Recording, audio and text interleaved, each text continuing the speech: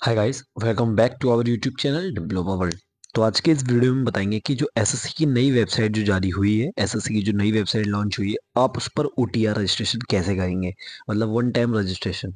तो ऐसे ऐसे लोग जो एसएससी के एग्ज़ाम देते हैं, एसएससी पे उनकी डेटा है, मतलब एसएससी का एसएससी की स्टूडेंट है, ठीक है, एक तरीके से, ठीक है। तो उनके लिए ये खबर बहुत इंपॉर्टेंट है कि जो नई वेबसाइट लॉन्च हुई है, एसएससी की तरफ से एक नोटिस जारी किया गया था कि आप उस नई वेबसाइट पे अपना ओटीआर रजिस्ट्रेशन अवश्य कर लें, ताकि आप आने वाले समय में जो एसएससी की जो भी वैकेंसीज निकलेंगी, आप उन पे आराम से अप्लाई कर सकते हो। तो चलिए, आपको एसएससी में ओटीआर रजिस्ट्रेशन कैसे करना है हम आपको बताते हैं।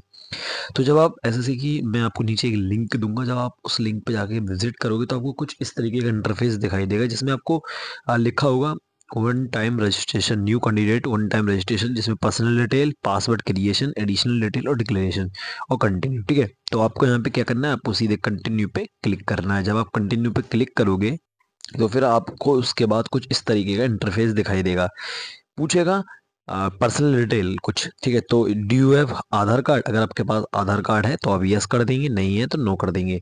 फिर अगर है तो उसके बाद यहाँ पे आपका आधार नंबर डल जाएगा, ठीक है। फिर उसके बाद आप वेरीफाई करेंगे आधार नंबर, ठीक है। फिर आइडेंटिफिकेशन कार्ड, अगर आपके पास वहाँ पे, अगर आपने यहाँ पे नो किया है ऊपर, क्या आपके पास आधार नहीं है, तो आप यहाँ पे आइडेंटिफिकेशन कार्ड में अपना कोई भी आइडेंटिफिकेशन कार्ड चुनेंगे, जैसे पैन कार्ड हो गया, वोटर आईडी हो गया, पासपोर्ट हो गया। फिर उसके बाद आपको यहाँ पे उस आइडेंटिफिकेशन कार्ड का नंबर डाल देंगे, ठीक है। फिर आपको यहाँ पे अपना नाम डालना है, कैंडिडेट का नाम, फिर आपको वेरीफाई करना है नाम, ठीक है। फिर लिखा है कि क्या have you ever change name, क्या आपने कभी अपना नाम चेंज किया है? अगर किया है तो यस, क्या किया है, फिर वो आपको यहाँ पे डाल देना है। फिर वो वेरीफाई में, नहीं किया है तो आप नो रहने देना। नो जब आप रहने दोगे, फिर उसके बाद नया आएगा जेंडर, आपको अपना जेंडर भरना पड़ेगा। जेंडर के बाद आपको अपना जेंडर वेरीफाई करना पड़ेगा।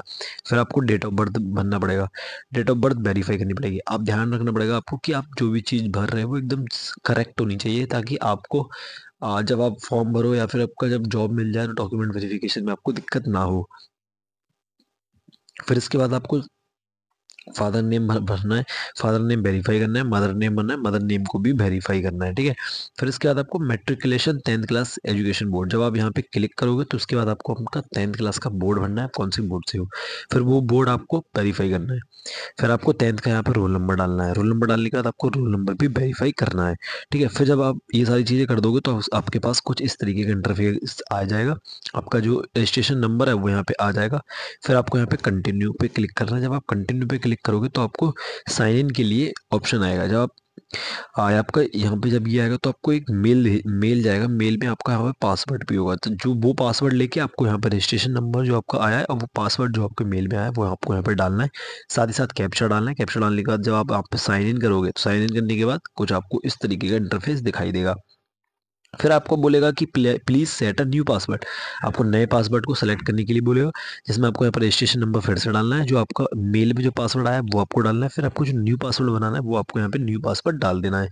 फिर आपको यहाँ पे कंफर्म कर देना है पासवर्ड। फिर सिक्योरिटी कोड में 2 क्वेश्चन पूछे जाएंगे, आपको वो सिक्योरिटी कोड क्वेश्चन भर देने हैं, फिर सेव और नेक्स्ट कर देना है।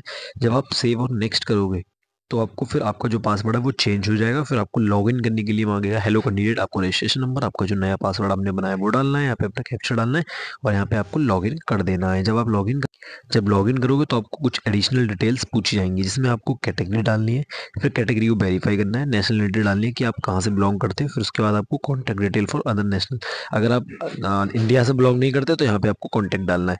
फिर विजिबल आइडेंटिफिकेशन मार्क आपको डालना है कि आपके चेहरे पे कोई ऐसा बर्थ मार्क है, अगर है तो डालना, नहीं है तो NONE डाल के यहाँ पे आपको छोड़ देना है, ठीक है। फिर उसके बाद आपको are you person with band mark benchmark disability, अगर आप पीडब्ल्यूडी की, अगर आपके पास कोई डिसेबिलिटी है तो आपको यस कर देना, नहीं है तो नो करके छोड़ देना है। जब आप नो करके छोड़ोगे तो आपको फिर आपका एड्रेस डालने के लिए पूछेगा, तो आपको यहाँ पे अपना परमानेंट एड्रेस डालना है, यहाँ पे स्टेट, डिस्ट्रिक्ट, पिन कोड। फिर आपके पास अगर सेम दोनों एड्रेस है, परमानेंट एड्रेस, अगर प्रेजेंट एड्रेस के साथ सेम है तो आपको यस कर देना है। फिर सारी डिटेल यहाँ पे ऑटोमेटिक फिल हो जाएगी, फिर आपको सेव और नेक्स्ट कर देना है।